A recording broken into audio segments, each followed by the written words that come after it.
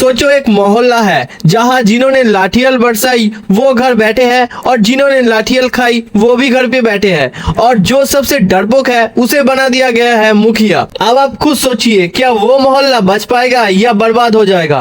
और अब इस सिचुएशन को वर्ल्ड लेवल पर ले आओ। पिक्चर बिल्कुल सेम नजर आती है जहाँ असली प्लेयर्स चुप है और डिसीजन किसी और के हाथ में है। इजराइल जिसने मिसाइल्स और बॉम्ब्स बरसाए वो अब कुछ दिनों से चुप है। अरब देश जो लगातार अटैक झेल रहे थे जिनके ऊपर ड्रोन्स और मिसाइल्स गिर रहे थे वो अभी चुप है। और सबसे शॉकिंग बात, जो मीटिंग बुलाई गई उसका लीडर बनाया गया है पाकिस्तान को, एक ऐसा देश जिसे दुनिया वीक और डरपोक समझते हैं, जिसका मिलिट्री हिस्ट्री भी स्ट्रॉन्ग नहीं रहा। सबसे बड़ी गलती क्या है, जो मेन प्लेयर्स थे उन्हें ही इन्वॉल्व नहीं किया गया। इजराइल के बिना वार कैसे रुकेगा आप खुद सोचिए। अरब देश जो डायरेक्टली इम्पैक्ट हो रहे थे उन्हें ही इग्नोर कर दिया गया। ऐसे में टॉक सक्सेसफुल कैसे होती। इसीलिए ये पहले ही क्लियर हो गया था कि टॉक्स फेल होनी ही थी और अब ये ऑफिशियली कंफर्म हो चुका है। अमेरिका के वाइस प्रेसिडेंट ने अनाउंस कर दिया है कि टॉक्स फेल हो चुका है। लेकिन सवाल ये है क्या ये रियल टॉक्स थी? नहीं, ये सिर्फ एक प्लानिंग थी, एक एस्केप प्लान। ट्रम्प क्या चाहते थे, किसी तरह वार रोक दो, अपनी आर्मी को सेफली निकाल लो और फिर दुनिया के सामने बोल दो हम जीत गए। बाकी दुनिया में क्या होता है, अरब देश का क्या होता है उससे कोई मतलब ही नहीं। लेकिन ये प्लान पूरी तरीके से फेल हो गया। अब फ्रस्ट्रेशन में ट्रम्प क्या कर रहा है, ईरान के अगेंस्ट नावल ब्लॉकेड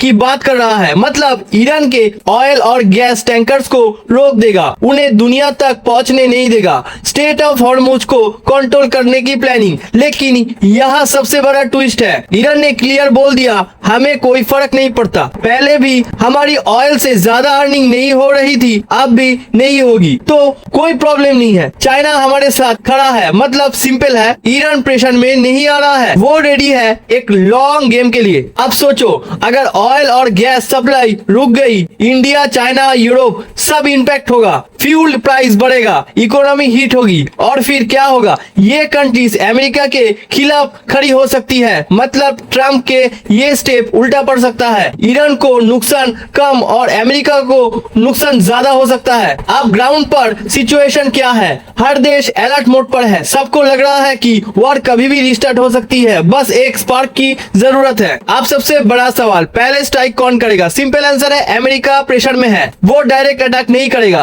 अरब देश में इतनी हिम्मत नहीं है। गेम सिर्फ अब दो कंट्रीज के बीच रह गई है, इजराइल और ईरान, और इनमें से ही कोई पहले अटैक करेगा। इंडिया के लिए सबसे बड़ा कंसर्न क्या है, ऑयल और गैस सप्लाई। अगर वॉर फिर से स्टार्ट होती है तो प्राइस स्काई रॉकेट कर सकता है, पेट्रोल डीजल सबसे महंगा हो जाएगा, इकोनॉमी पर इम्पैक्ट पड़ेगा। लेकिन ये बहुत इंपॉर्टेंट है कि इंडिया ऑलरेडी अपना रिजर्वेशन स्टोर कर चुका हो। अब भी एक छोटा सा चांस है, सीज फायर डेडलाइन में कुछ दिन बाकी है, ब्लैक चैनल स्टॉक हो सकता है, लेकिन चांसेस बहुत कम है क्योंकि अमेरिका चाहता है उसकी कंडीशन पर सीज फायर हो और ईरान किसी भी कंडीशन में झुकने का मूड में ही नहीं है। तो दोस्तों ये सिर्फ एक नॉर्मल वॉर नहीं है, ये एक ग्लोबल पावर गेम है जहां हर देश अपना फायदा देख रहा है। और अब सबसे बड़ा सवाल, क्या वॉर रुकने वाला है या फिर और बढ़ेगा? आपको क्या लगता है कमेंट में जरूर बताइए और चैनल को लाइक कीजिए और सब्सक्राइब कीजिए। मिलते हैं नेक्स्ट वीडियो में।